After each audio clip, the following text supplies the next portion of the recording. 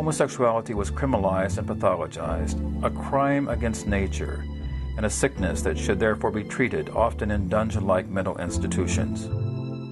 Medical procedures used to cure individuals from homosexuality include electroshock, lobotomy, castration, and hormone injection, just to name a few.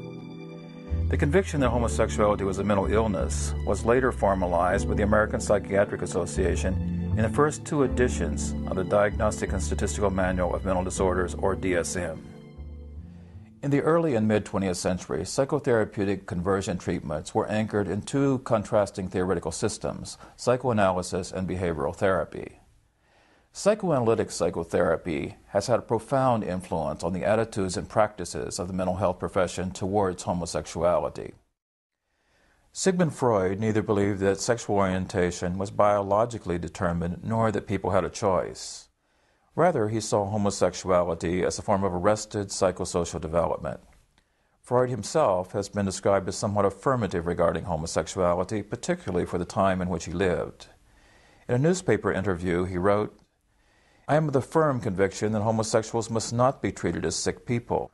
Would not oblige us to characterize as sick the many great thinkers and scholars whom we admire precisely because of their mental health?